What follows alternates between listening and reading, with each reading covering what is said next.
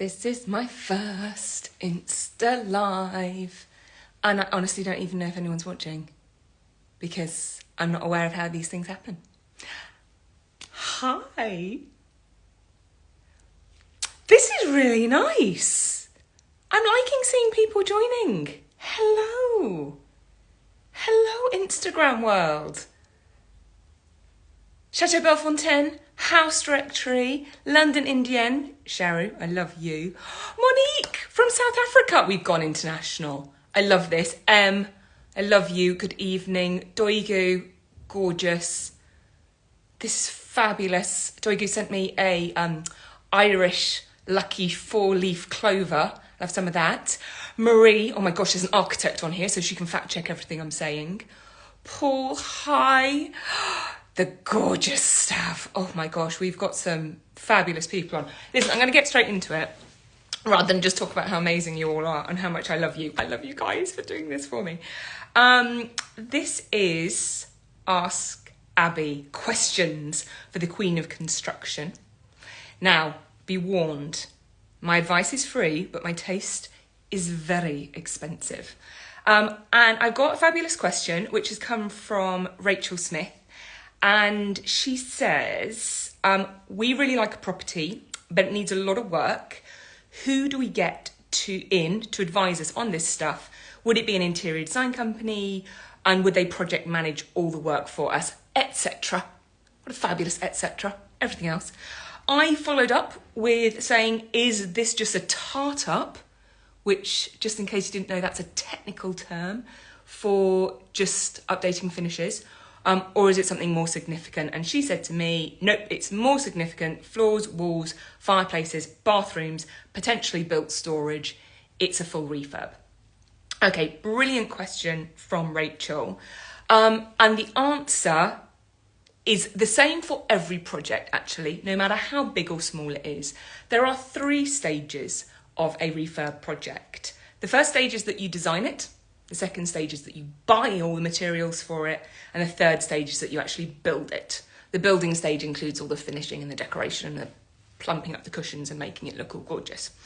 But the great news is, even though all those 3 stages do actually cost money, there is stuff that you can do for free yourself at the front end. And if you do it really, really well, it actually saves you money and time in the long run. It is basically your homework. So I'm going to talk to you a little bit about that. And I'm going to start off by telling a little story, because the most important thing about you doing this prep work is that you do not lie to the people that you work with or to yourself. This is kind of important. It may seem like me telling you off straight away. I mean, I am the queen, so I'm allowed to dictate the rules, right? But so many people that I meet will want to underplay the work that they're going to do. Like, oh yeah, I'm going to refurb my kitchen, but yeah, it's going to be really simple. But actually, when it comes down to it, it's not going to be simple at all. It's going to be bespoke finishes and high-end appliances and lots of complicated things. And oh, by the way, can you fit in my granny's vintage heritage armoire into the kitchen? There's no point lying. Get down straight away at the outset exactly what it is that you want. If you don't know what you want, easy. Use Pinterest, use Instagram, use Google image search, and everything that you like, just post it into one location. It could be Pinterest, could be a Google Drive, could be anything you wanted. Because when you start the formal design stage of your project, the professionals that you work with will be able to filter through everything that you've pinned, saved, whatever it is, and they'll be able to see a theme. And this is a little anecdote for you to demonstrate how true this is. Years ago when I worked in Mauritius, I had a design and fit out consultancy, and I had 2 gorgeous clients who both worked in banking, where, believe me, in an offshore low tax jurisdiction, you work in banking, you're good for money. Did a consultation with them, got loads of information, and I said to them, oh, would you send me over any inspirational images that you've got? And they did, and I was pulling it all together, and I was looking at these pictures. They were super contemporary, very clean, lots of glass, very minimal, very linear. And they sent me across these pictures of really ornate cast iron chandeliers. And I was like, wow, that's really odd. Not because there's anything wrong with ornate cast iron chandeliers, it's just really in juxtaposition for everything they've been talking to me about in terms of function and aesthetic. So I fed back the consultation to them. Remember, they're in the design stage, so they were looking at getting everything together so they could fully cost it. And right at the end, I was like, listen, guys, I've not really included those really ornate chandeliers that you told me about. And they said, they're like, oh my God, we're so mortified. The guy, all he'd done is gone back through kind of a Google search history to look for images because they hadn't saved anything anywhere. Obviously, at some point, they'd been looking at these chandeliers and they just sent them to me. So that's what I mean. When you get to the professional stage, it doesn't matter if there's something really rogue in there. The professional will come to you and go, I don't understand how this fits in. And chances are you'll either look at it and say, oh, well, that was important because of the colour or a function, or it reminded me of something. Or, like my clients did, you'll just go like, oh, no, that's just completely wrong. I don't like that. That's not what I want. So that's the point. Don't lie. Be honest with the scope, be honest with the look that you want to go for, because then you've got those 3 stages: design it, buy it, build it. You can go to your design team, which I would suggest any one of you that are thinking about doing work on your own home, go and talk to your local architects and interior designers and get quotes from them, get costs from them, show them your vision board, your Pinterest stuff, and ask what they've done that's similar. Get loads of quotes for each, because then you'll start honing down on what you need. You'll then, for the next stage, which is the buy it stage, start going to reputable main contractors. These guys will be able to help you with that. The one thing I would say, so you've got a really good scope from the designers, you've gone to main contractors. The main contractors are not small, like one-man builders. Please, I'm not saying they're not good. They're great for doing handyman jobs, bits of general building. But if you're doing the work like Rachel's asking for, where it's a fundamental refit of a property, you want to have someone who's got the good insurances, the internal project management skills, and the contacts. So that would be a general main contractor. You've got the scope, so you know that they're going to be costing, because you haven't lied, you haven't excluded anything and thought, oh, I'll think about doing that later.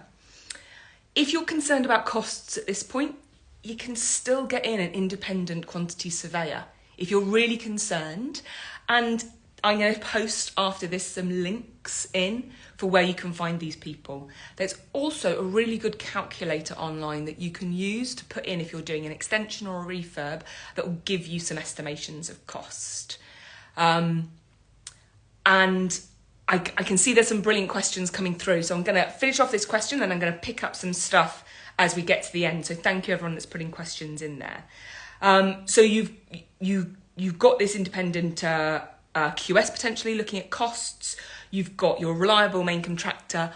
I'm still recommending, no matter what the costs come in at, that you put aside 20% additionally. And I tell you the reason why. Again, everything in my life is in threes.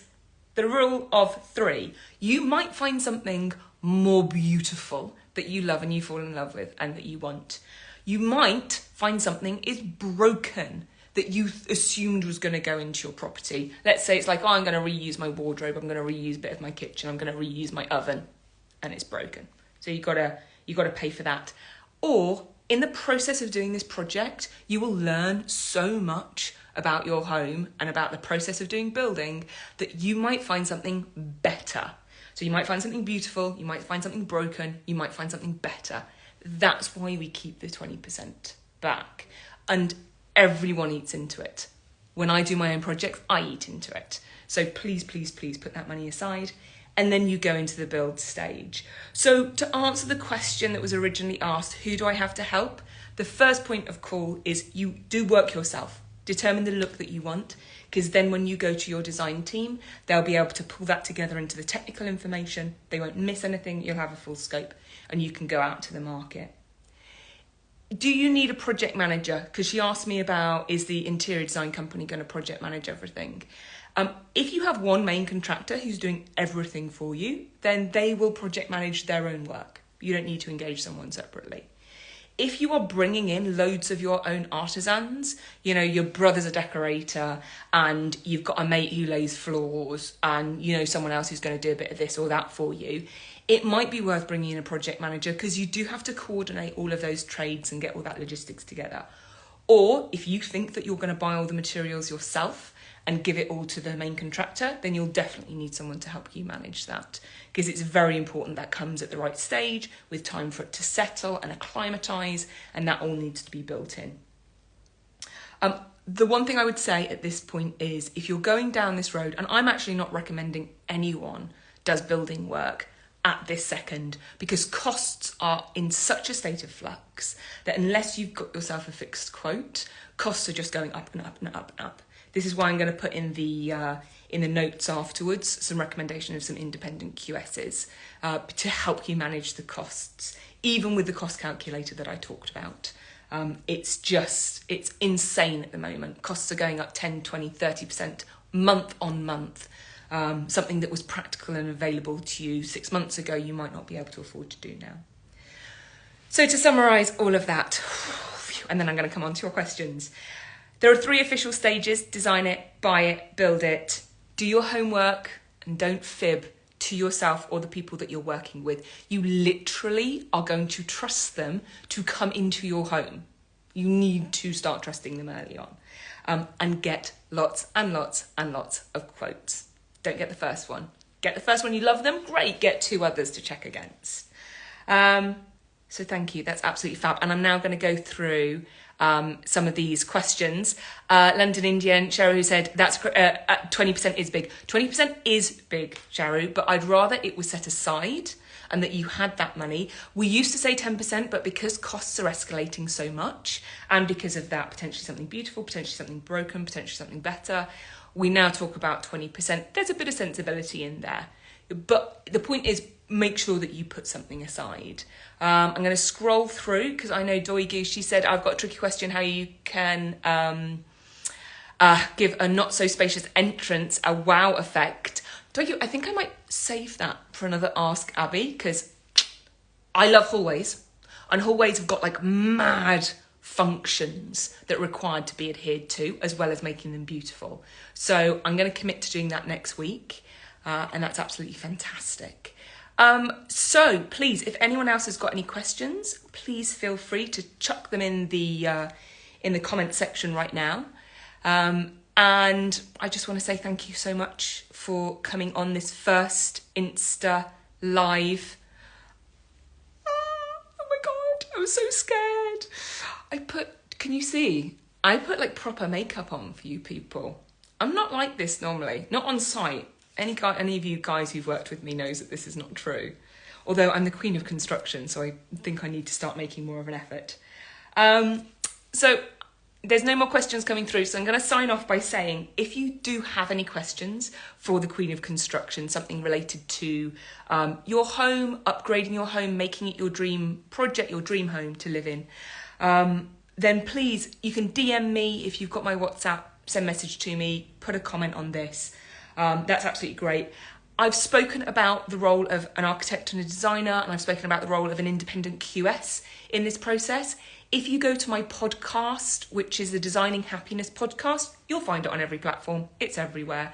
There's an episode with an independent QS that you can listen to, and there's also an episode with low-key architects that will help amplify this and give some more questions. And if you are, like Rachel is, looking to buy a property and wants to get an assessment, I, through my business, undertake something called a residence report. I can help give you an understanding of the scale of the project. Or if you're undertaking a project and want some help, I act as a REBA client advisor.